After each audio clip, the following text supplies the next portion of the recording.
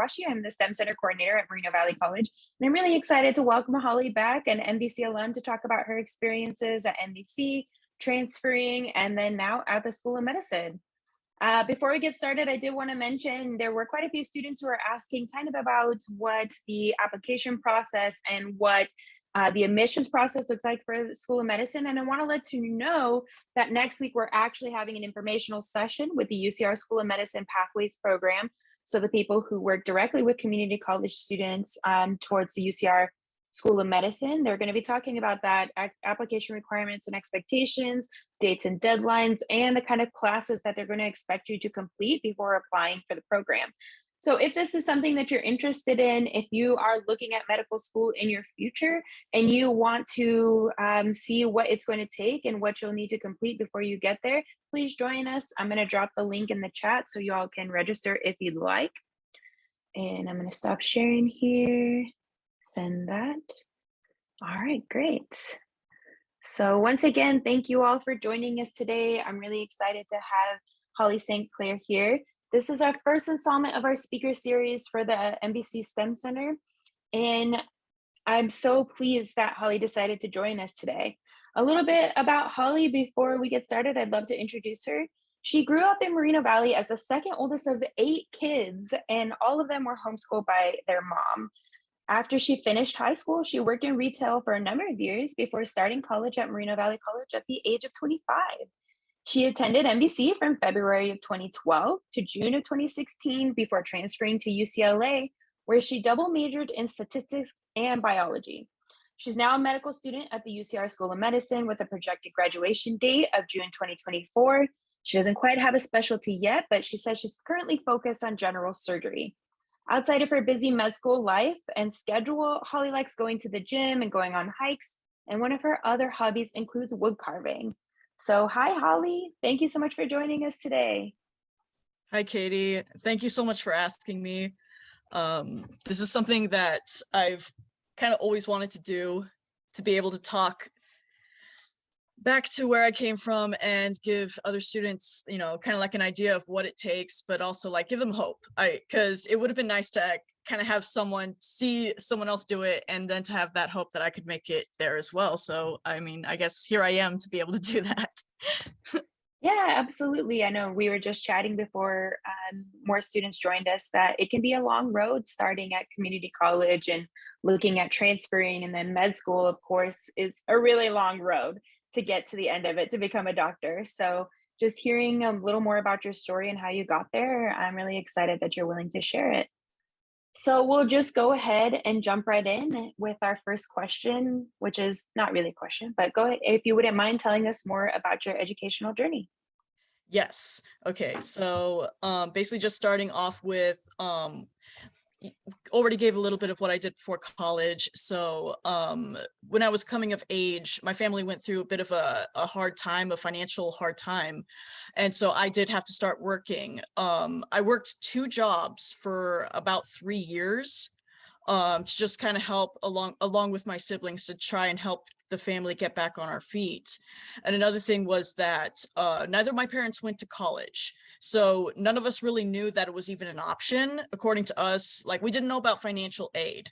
So we thought that college was just going to be prohibitively expensive, especially for 8 kids. So we just didn't really see that as an option. We entered the workforce and just started supporting the family that way. But while we were working, my mom started looking into it about options for higher education. We also heard from coworkers who were taking classes at the local community college at RCC and MVC. And I'm like, well, they're able to afford it. They're able to take classes. So there must be more to this. And that's when we found out about financial aid. So also after working for that amount of time, I'm someone who puts a lot into what I do. So I was working really hard at my 2 jobs, and over the course of 3 years, I was finding out that I wasn't getting anywhere. I was putting everything into it, and the input, like my output was not proportional to what I was putting into it. It felt like I was on a hamster wheel. I wasn't going anywhere. So more and more, this idea of like I need an education or else this is my future. Like the highest thing I'm going to aspire to is, you know, a shift supervisor at Ross Dress for Less. So that's what got me really interested in enrolling in classes, and Moreno Valley College was right there. It was really accessible. Even though I didn't have a car, like the bus route, like the 20 and the 18, they go right there at the roundabout. So I enrolled in classes in spring of 2012, and that's where I got started. And but the great thing was, as soon as I started instead of putting my energy into my job and putting my energy into my classes, immediate results. Like I was scoring well, I was doing well, I was being recognized by professors, and it was such a change from what I'd been experiencing working, you know, minimum wage retail. It got me excited. I'm like, okay, here, now I can do something. Now I can have a future. Now I can, you know, I can work and build towards something. So it was a really good change, like even for mental health. Because like I said, like the hamster wheel, not being able to get off it, education was the way to get off of it. And so that was a really good change. So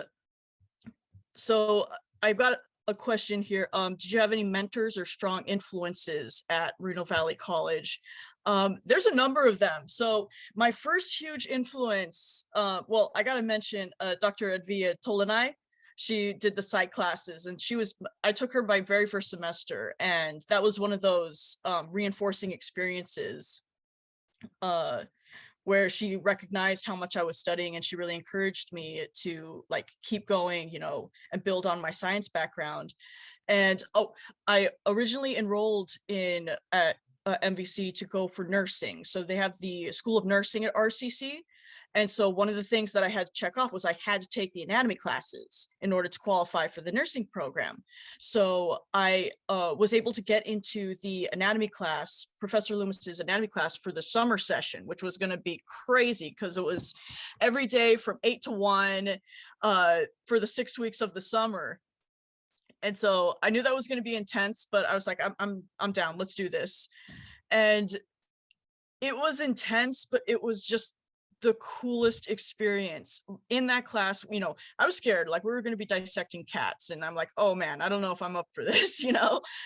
But as soon as we started doing it, it was so cool. And Professor Loomis was so passionate about what she was teaching. Like we all caught it. We caught like the bug. There was this one day when she was teaching us about how a muscle twitch works, about all the steps that go into just causing one muscle twitch. And she had come to the end of her time. She's like, do you guys want me to finish? And we were like, yes, we want you to finish. We want to find out what happens next. And it was such a good experience. And it's a small enough class. That's another thing about community college. The classes are small enough where you can have FaceTime with the professor. And this is really important because at university, that doesn't happen. You're in a class of 300 people. You may never even like get to talk to the professor. So she was just really supportive. And that was a really cool class. And then once I finished taking the classes and I did really well because they were super cool classes, she asked me back to be a supplemental instruction tutor, which was another awesome experience. And I got to stay in the anatomy classes, which I loved. So that was really great. Other huge mentors, and I think they're still there. I hope they're still there. But Mrs. Johnson, I took half of my math classes with her. Mr. Namakata, I took the other half of my math classes with him. Mr. Galicia for biology, he was amazing. Dr. Marsh for chemistry.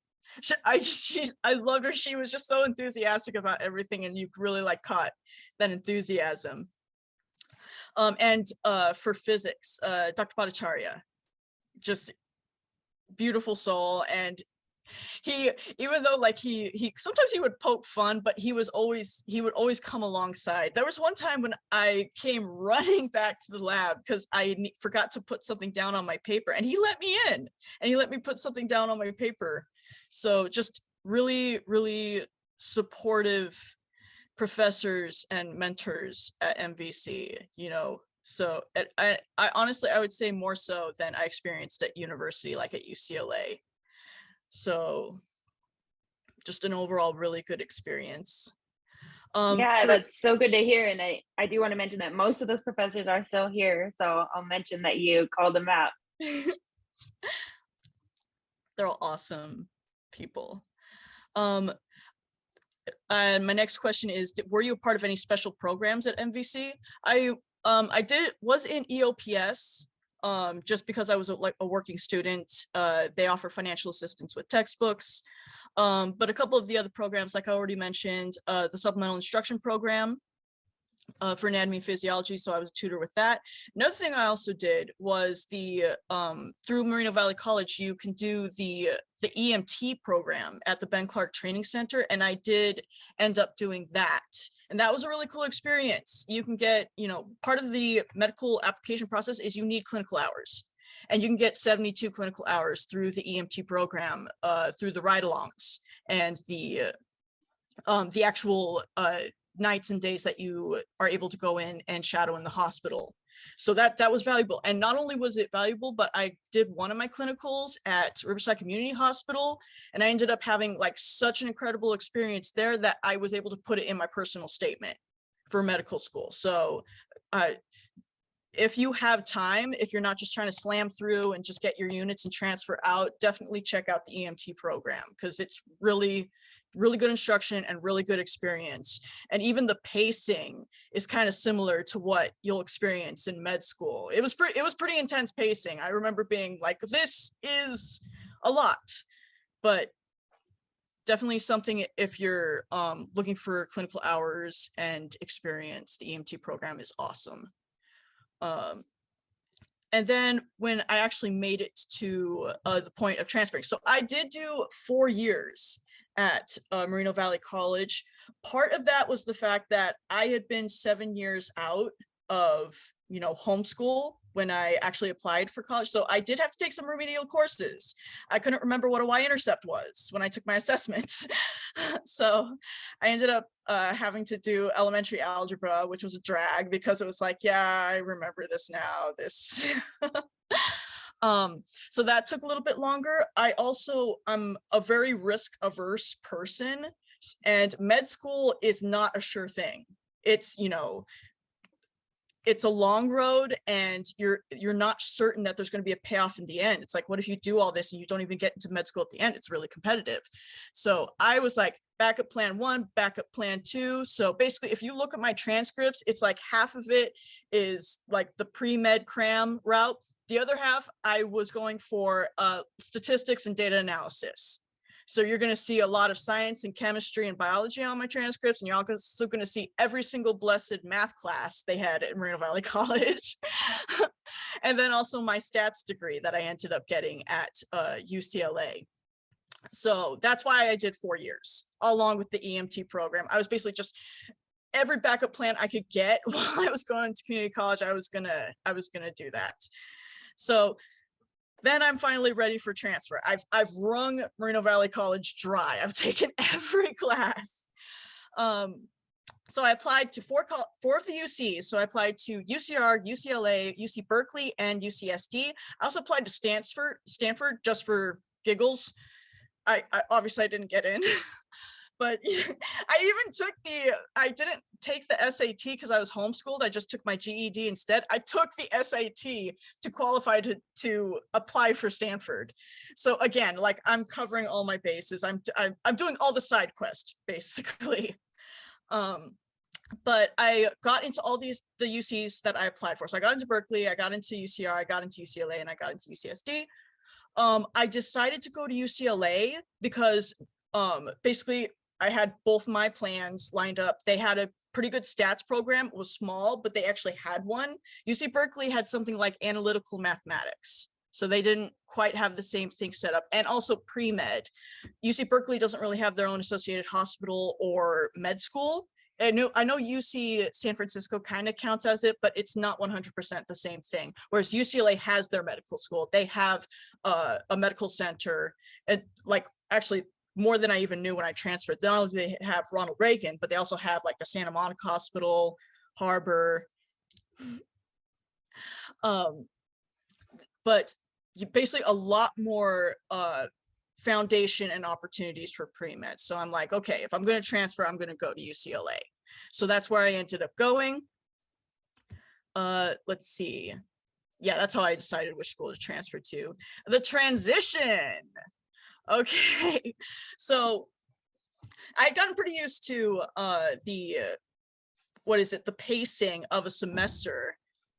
Let's see, Dante. Let's see. Since you're past, how do you distinguish the compete?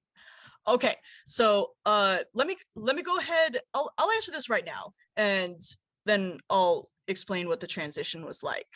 So what I'm planning to do right now, I'm in second year, Dante, and I'm about to go into third year. Third year is when we do our clinical rotations. What I'm planning to, if I can't get research with the chief of general surgery at RUHS, if I can't do that during my third year, I'm going to take a gap year just to do research.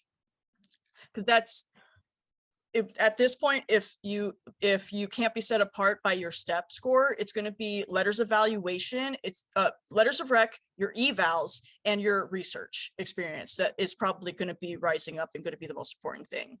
So if I don't get a good research experience during my third year, I may take a gap year in order to get in that research experience, because it's going to become a lot more important. Another thing is step 2. We do have another step exam. So step 1, I'm about to take it right now. My date is May 21st. I'm scared, but it is pass fail. But then we take step 2 at the end of third year. And it used to be an option. Maybe you should take it, maybe you don't, because they're mainly going to look at your step 1 grade. But now that they're not, the emphasis is going to be on step 2. So basically you got to take it before you apply for residency, and you got to do well, because they're going to be looking more at that. So it would be those 3 things. Let's see. Research experience for my undergrad, I do. However, basically, as soon as you step foot in medical school, and this is so frustrating because you spend all this time building up your CV. As soon as you step foot in medical school, they say, you're asking about stuff for residency. How do I best prepare for residency? And they say, well, we're really going to be interested just in what you've been doing in medical school. You know, if you had a really long experience before med school, or like really in depth, like I did sterile processing for 6 years, so that would still be relevant. Like I still know instruments, but my research experience was kind of met. I just did it for a year. I can mention it, but they are going to care more about what I did in med school versus something that I did in undergrad.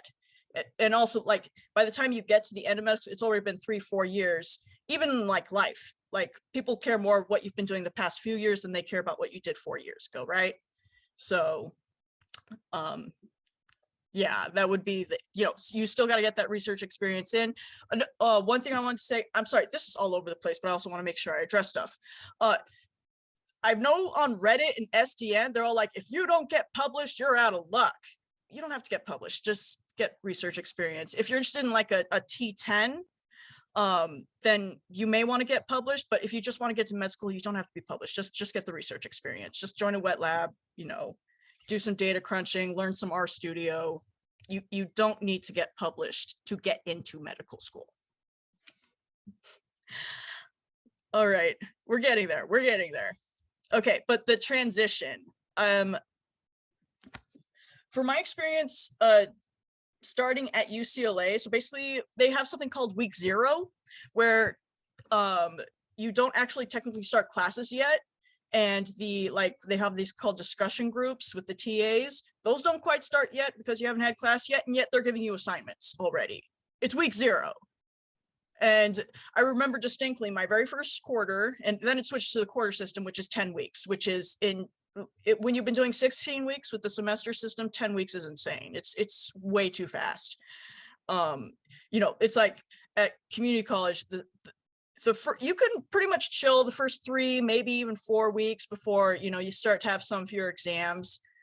But with the quarter system, you can't. You don't get to chill really at all. And so during week 0, I already had an assignment due like Friday, 9 p.m. And I was in tears because I didn't know RStudio at all. And it was an assessment of how well I could use RStudio, because I my happy self got in as a stats major. So it was very hard. And also just the whole like vibe and everything, the school is so big and people are just like rushing past you. You're just like these oscillating bodies and you're just kind of like by yourself. I'm like, I don't know where to go. I don't know where my class is. I already have stuff to do. Just lost, so lost. And also being a non-traditional student, being a transfer student, it's a lot of kids. It feels like just kids running past you and kids in the classes, and the classes are huge. They're 300 people instead of 30. It was a very difficult transition, but like all things in life, you just got to adapt. You just got, you got to, you got to swallow the pill. You got to just keep up with it or else you're going to drown. I was not a big fish in a small pond anymore. I was a small, very average fish in a huge pond at that point. So it was a struggle for survival at first, but sink or swim, I found my footing and basically had to go on from there. Another thing about transferring is that you only have 2 years to not only wrap up your degree requirements, but it's like opportunities that weren't available at CC, you got to grab them at university. So like my research experience, I had to cold email, basically going through the list of all the professors who had labs or who had active research projects and just cold email them. Hey, you know, I heard you had this really cool project. You've got to read about the project, and you're at kind of like a disadvantage because it doesn't matter if you're interested or not. You need research experience. So you read about what they're doing, you try to address it, you let them know any experience that you have. I'm taking stats classes. Maybe I can crunch some data for you, and just try to sell yourself.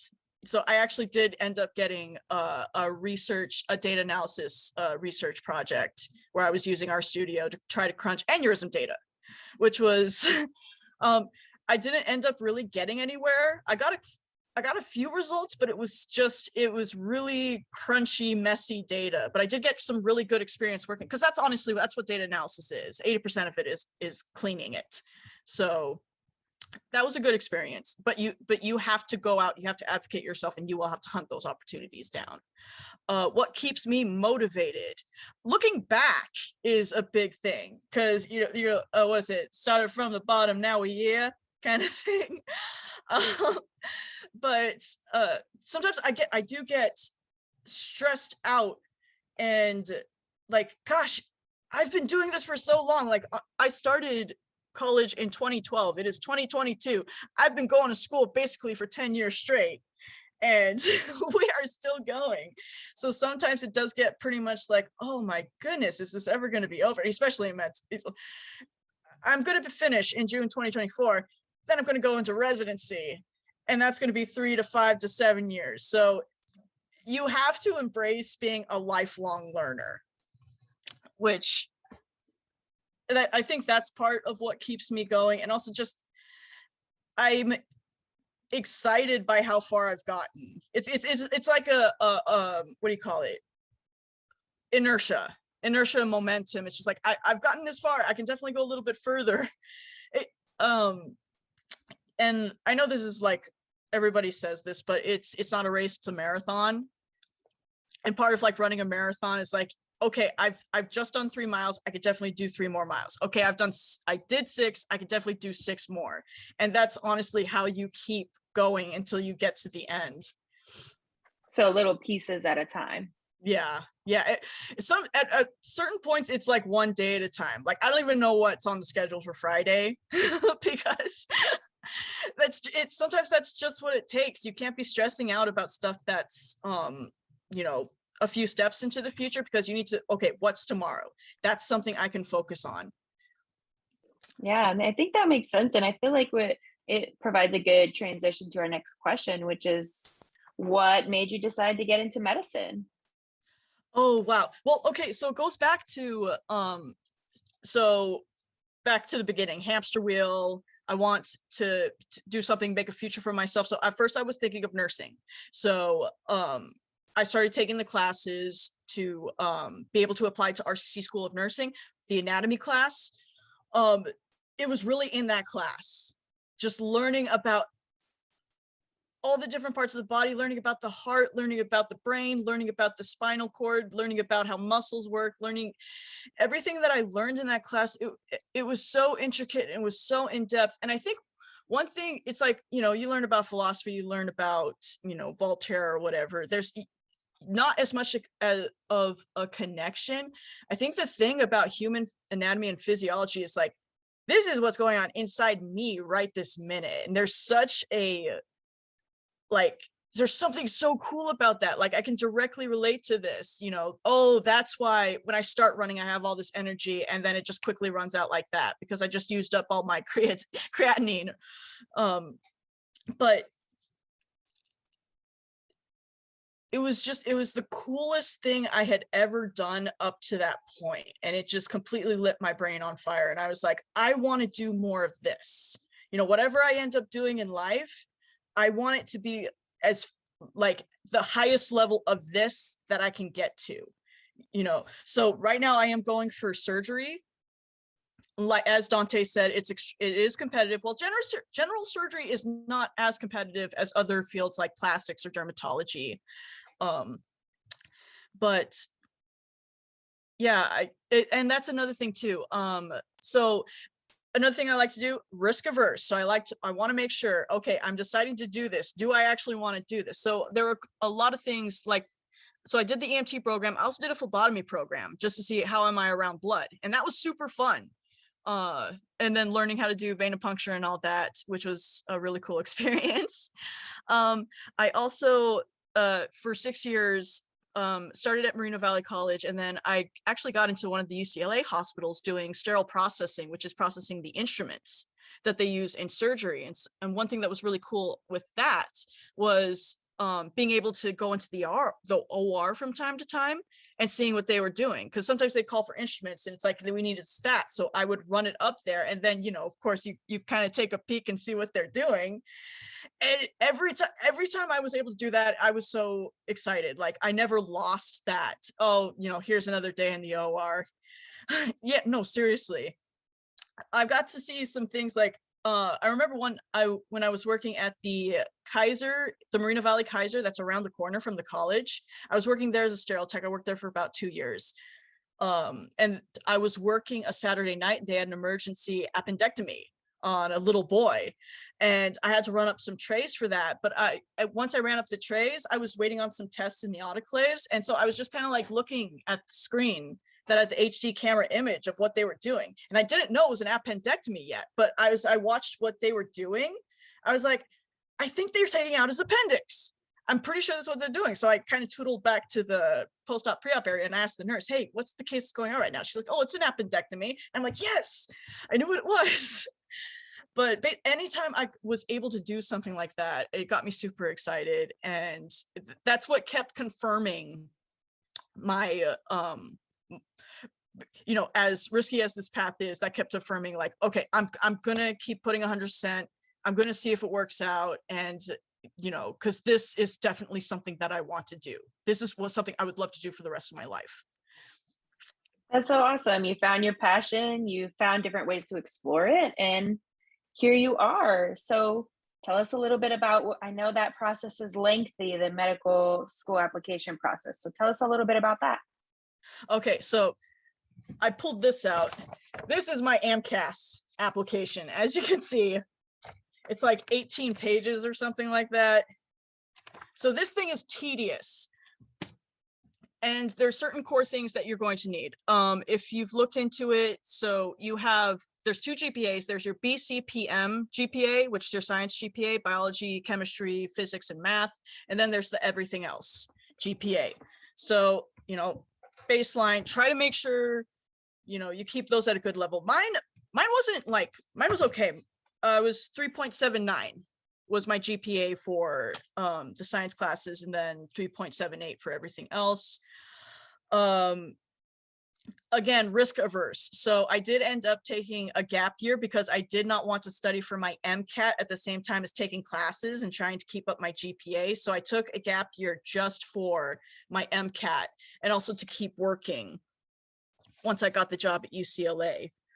So I I ended up paying for a Princeton review course. And this is going to be different for everybody. Some people are like absolutely going to need the course. Other people are going to do better through self-study. I did end up regretting sinking that money into it because the self-paced course was just not working for me. They were basically putting way too much emphasis on subjects that I was okay in and going way too fast through things that I needed to spend time on. So I just ended up doing self-study for about 3.5 months before I ended up taking my MCAT. And, you know, happily, I got a good enough score on my MCAT that I was able to apply. I applied in June of 2019. And then I remember the actual like application year. So once I submitted my application,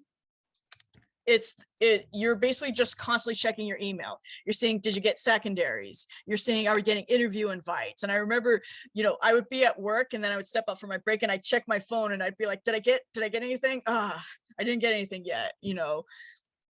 So it was a really exciting time. Another thing is if you qualify, I definitely recommend applying for the financial assistance program because I had a decent job, so I didn't qualify for it, although the threshold's pretty high. So just make sure that you look into that and you apply for it before you start spending money on the application itself.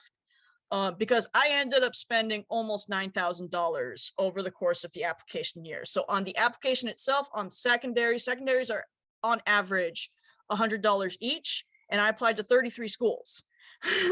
So that literally was over $3,000 just on secondaries.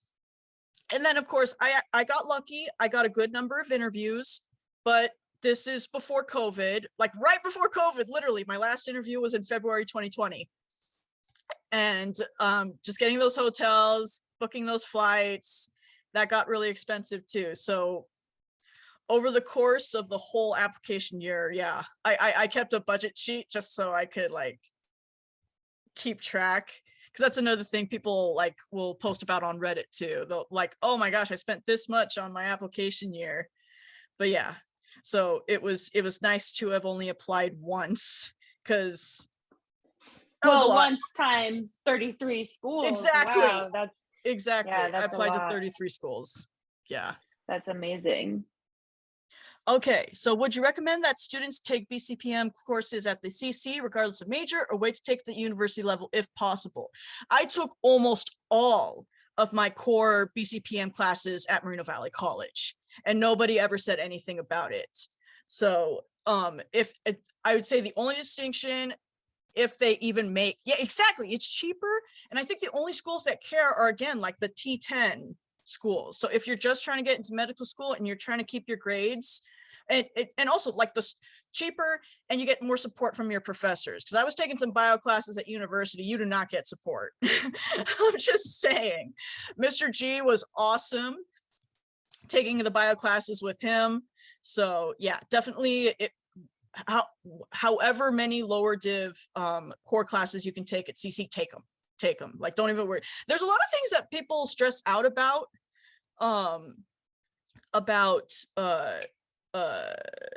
like the pre-med process that end up really not mattering. So for example, like I double majored, and you know, part of it is being risk averse, wanting a backup plan. But then people are like, well, what if, you know, on interviews they're asking you why you did that, and it looks like, you know, you're not, you know, fully committed to this path. That never came up, you know. And the one interview where they asked me, I noticed you have a stats here, and then you never mentioned again, why did you major in stats? I just went, well, I know I'm going to have to do research in med school, so I figured I better learn, you know, statistical methods. No, you know, so, and that was the end of it.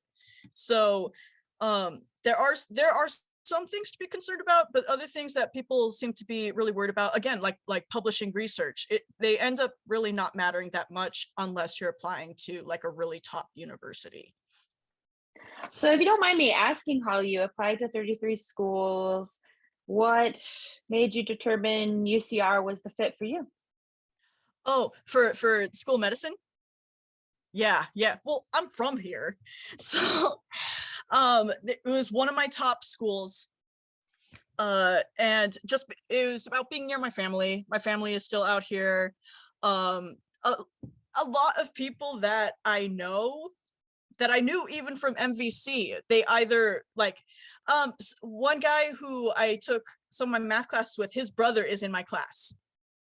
Another one, their cousin is in my class. So there's really like this small world, kind of like, what do you call it? Just happenstance. And it's a really strong feeling of community at UCR that I've really, I was really happy to attend UCLA. I was very, I felt privileged, I felt honored, but at the same time, I never really felt like I belonged. I was always just a transfer student. I was a non-traditional student. I was just trying to get my classes, get my units, and get the heck out of there. I really feel like I belong at UCR School of Medicine. And even when I was applying, I was like, I had a feeling that would be the case, because it's here. This is where I'm from. All my siblings went to UCR, and my sister, she even teaches at the extension center. So wow. Yeah, so basically this is home. Home in so many ways, and I'm sure exactly. they'll be really happy to hear that they have fostered that for you. So I feel like, again, it just transitions well into our next question, which is, what does a day in your life look like right now as a year 2 med student? Okay, I wanted you guys to see my room because this is basically where I spend so much of my time. I think it's really important to have, like, make a good space for yourself, because this is where you're going to be spending a lot of time. You're going to be studying. So like today, for instance, so I got up at 7. We had classes, clinical skills classes at 9. So that's grabbing the white coat, that's grabbing the medical kit, that's getting my butt to school to get the free parking, because I will not pay for parking. Trekking 10 minutes to get to the medical education building, and then clinical skills. So we got to practice a neurological exam on a paid standardized patient, and that was fun. The whole thing where you practice with the reflex hammer, shining the light in the eyes, see if the pupils constrict. It's like, this stuff you see in the doctor's office, but you're doing it, which is, even here as a second year, I'm still geeking out about the fact that I get to do this. Let's see. And then after that, we went to class, having lunch with classmates. Most days I'm able to, one thing, this is really important, is wellness. And I know it's kind of like a buzzword, but political, mandatory, whatever aside, like your own, like very personal wellness. This is one thing that I'm kind of proud of myself for thinking ahead on during my gap year. I got into shape during my gap year, because I'm like, if I don't make a habit of it now, when I have time, when I'm just working, I'm not going to make a habit of it and be able to do it once I start medical school. So I started going to the gym during my gap year, and I've continued that into med school, and it's been such an important part, because sometimes you just need that. And I have classmates who are super intense and will have their iPad on the treadmill while they're, and I'm just like, not that level. Okay, we're here to take a break. We're here to give, our body, to exercise our body and just take a break away from all the material that we have to cover. So when I go to the gym, it's both to work out my body for that health, and to give my brain a break. So I try to make it to the gym 3 or 4 days out of the week. Usually I go in the afternoon. And then coming home, making dinner, taking a shower, and then I'll study basically until bedtime. So studying is watching videos. It's this disgusting thing. So this is for step 1. So there's some really exciting parts of it. You get to do some clinical hours, you get to see some patients, get that hands-on experience. And there are some not so exciting parts to it. Exactly. Just like the fact, like, this is where I spend most of my time, at this computer with the book open. But still worth it. Just all the cool things that we're learning. This Sunday night, me and my tutor for anatomy, we had to go ahead and prosec the first body, because the first year's just started doing anatomy this week for this block. So we had so Sunday night, my Sunday night was going into the anatomy lab and cutting open a spine, hammering and rongering in order to expose a spinal cord for the students to be able to take a look at for the next day. But it's cool. Like, who else gets to do that? So yeah. Certainly not me. Well, thank you so much. I think it's important to kind of get a sense of like, okay, what will my life look like when I get to this point? Yes. So yes. I think that brings us to my last question for you, which is, considering all this, considering your path from MVC, going to UCLA, working, taking your time, what advice do you have for our students who are interested in pursuing a medical degree? Okay, so I feel like this is a big thing. This whole process takes so long, and in my case takes longer because I was trying to make sure all my bases were covered. There's going to be times when you're really isolated. You know, it's like, I could give you guys like, oh, make sure you do COPE at RCH if you get the chance, make sure you do this, make sure, you know, but one thing I think a lot of people forget about is, you know, their mental wellness. I was going so hard at one point because I was doing well at MVC, you know, and I'm taking those BCPM classes and I'm doing good and I'm getting those letters of rec. I got to the point where, you know, starting out, I wasn't confident, but then I gained this confidence and then I sort of tipped over into being overconfident. And in spring of 2014, just a minute, I ended up taking 18 units of pure science classes, which is not a good idea. You really can't do that. I don't really care who you are. I did. You must have been in class all day long between your lectures and your labs. And yeah, well, that's what ended up happening. And I had just started the instrument job, and it was night shift. So I wasn't sleeping. And I got to a point where I just got really low. So one thing that I want people to like be aware of and watch out for is there's gonna be points where you start to feel very isolated, and some of it can be sort of like self-imposed. You get this this sense of, well, you know, I'm the one who powered through I've powered through all these semesters, I'm getting these A's, I'm taking care of myself, I'm getting, you know, I'm taking care of business, you know, I don't need help. You need help sometimes, and that's human, and that's okay. You know, there comes a point where you can't do everything, so just take a step back.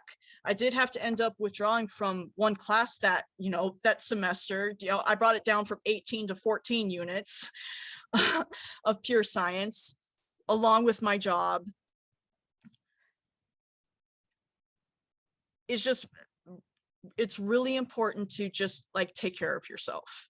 You know, what we're trying to do, it's really hard and it's going to take a while, but don't run yourself into the ground trying to make like the process go faster, thinking that you're going to be able to get A's in all these classes if you take them all at the same darn time while working, while taking the bus.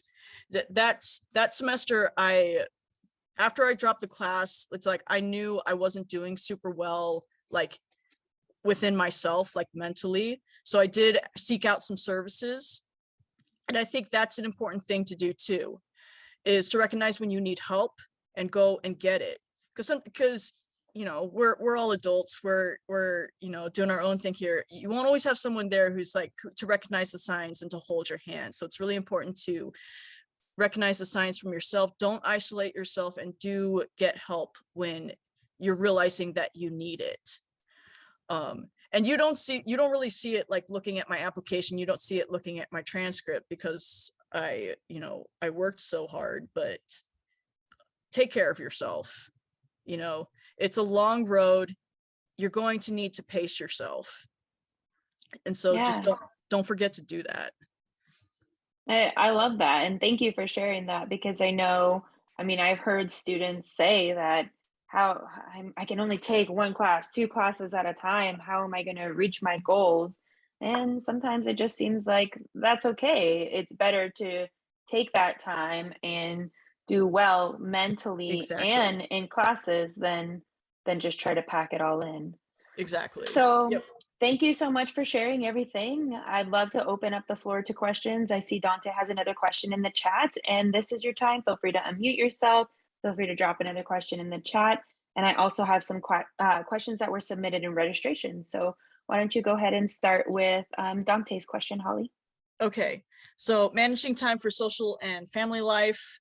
Okay, I know everybody says, oh, in medical school, you're just going to be studying all day long. I haven't actually found that to be the case. The most important thing is like having efficient study time, figuring out what works for you, doing that. But then if you study for 14 hours a day, you're honestly just wasting time. You're spinning your wheels.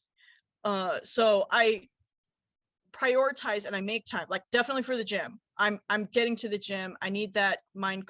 I need to be able to clear my mind.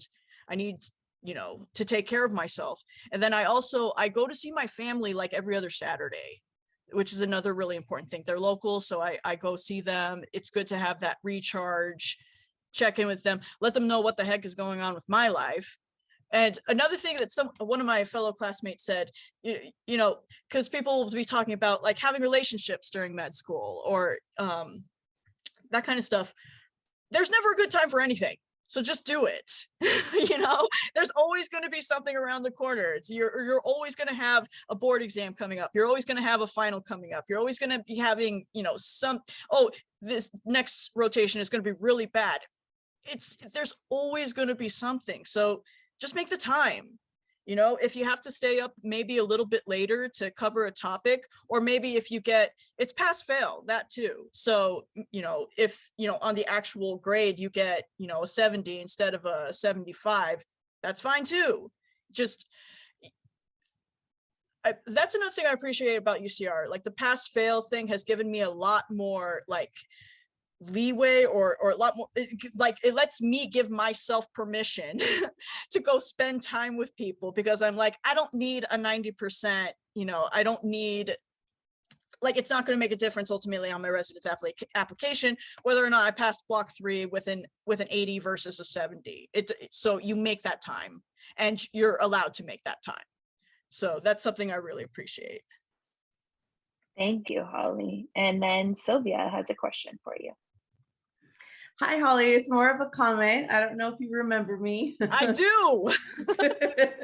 I want to say I'm just so proud of you. Like it's so nice to see like students like yourself and Dante. You guys have come so far, and I get students that, look up to you, and, I talk to you or talk to them about your successes, and because they feel like sometimes it's so far away, and I'm like, it's not that far away, right? They're like, really isn't. I can never do that. And I'm like, you have to believe you can do it first. But I just wanted to say that, to say hi and to say that I'm so proud of you. And thank you, Sylvia, for agreeing to come and present. Thank you so much. It's You're good to see welcome. you. Sylvia. To see you too. Randy, you have a question or a comment? Yeah, hi, Holly. I was wondering what the gender ratio is in the School of Medicine and maybe even in the field that you know of. Okay, so I can speak for the School of Medicine. For my class, it's 50-50, but for the next class that came in after us, it was actually more like 60-40, like more women than men. So I remember that their entry photo, like, what is it? The first 4 rows is all women, and then it's just like the couple of back rows that are dudes. So for our class that came in, class of 2025, is predominantly it's more women. So, but for my class, it's 50-50. Like we're pretty much perfectly split down the middle. That's really interesting. I guess every class is going to be a little different. Yeah. And the classes are getting bigger too. So I wanted to ask at least one of the questions that was on registration. A student asked, what things do you wish you knew prior to attending medical school? Prior to attending. Okay. Kind of like in the same vein of what Dante said, is making sure to make time for my, those personal connections. Because if you don't make time for people, they really feel it. And it's something that I've had to have conversations with people about. Like I said, UCR is pass fail. That does give you leeway. You know, once you sort of learn the ropes and you start to get things down, do take the time to build those relationships. Do take the time to check in on people. Because that's one thing that during my first year, I kind of feel like I lagged on. I didn't connect with people as much as I honestly had the opportunity to. I was like, well, if I'm going to study a little bit more or talk to this person, let me just study a little bit more. And it ended up not mattering. So I should have spent that time with that person. And, you know, that's something that you come in with this mindset, oh, you're gonna have to study all day. No, that's why they're making these changes. That's why schools are going pass fail. That's why STEP is going pass fail. And, you know, that brings with it its own challenges, but ultimately the whole point was so that med school would not be such a crazy, you know, where every minute you have to be on your stuff or you're not going to be successful. We're trying to get away from that. So definitely don't let go of interpersonal relationships. Make sure you're checking in on your mom. Make sure you're checking in on your spouse or your partner. Let me think of what else. There's some things that, you know, like I said, making sure that I got into shape before I got into medical school. I feel like that was an anticipation of, you know, that's more something I knew before going in, that was going to be an issue. What else?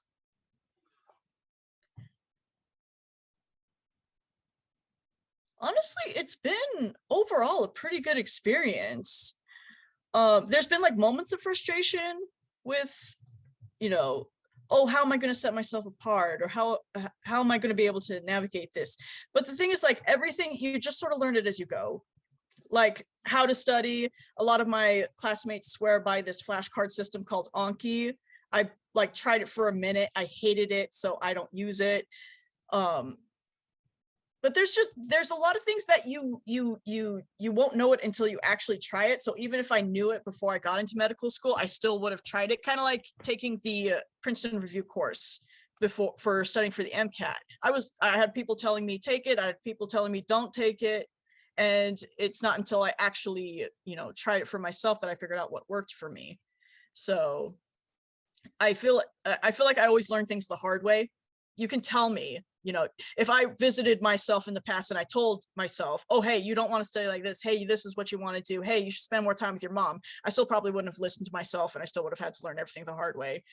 But nothing huge, I would say. I would say pretty much my med school experience has been pretty good. And there haven't been really any pitfalls where it's like, I wish I had known that. Not really anything yet. That's good to hear. But I mean, I also hear a lot that you are open to exploring things. You're open to not, you know, necessarily doing the same things all your classmates are doing, to recognizing what's going to work for you and what doesn't work for you. So that's really great. Thank you for sharing. One other question that somebody asked is, can you get a C grade in a course in undergraduate and still get into medical school?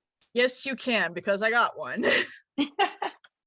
Actually, my UCLA years are riddled with B- and that one dreaded C. Again, this is kind of like when I mentioned when, you know, people talk about, oh, this is so important when you're talking about pre-med, and it's like it ends up really not mattering. Nobody mentioned my C. You know, nobody even mentioned my B-. So as long as you keep your overall grade or your overall GPA at a decent level, the individual letter grades really don't matter that much. Also, there's a little bit of finagling, and I don't like, only if it's within reason, but some of my stats classes were very coding heavy. So stats counts as BCPM, but computer science doesn't. So if I had stats classes that were very coding heavy and I didn't do as well in those, I might list it as computer science, and AMCAS was fine with that because you can argue the point. Even though it might be called like stats 20 or stats 101, it's usually called, you know, what is it? Data analysis in RStudio. So it's an arguable point that, hey, maybe this isn't quite so much a math course as it is a computer science course. You can make that argument. And pretty much anytime I did that on my application, they were like, yeah, that makes sense. Like another course I took was statistical models in finance. I didn't do great in that one either. So I put it down as a business course, and they took that because you can argue that point. But don't put something silly like saying that an anatomy class is a philosophy course. They won't accept that. There should be some rhyme or reason to how you designate a course. That's good to know, and I love that it's focused more on the overall. And there are lots of ways too. If any students are struggling with your grades, you're trying to improve things, make sure to meet with a counselor. You know, we're here to work with you. We're here to help things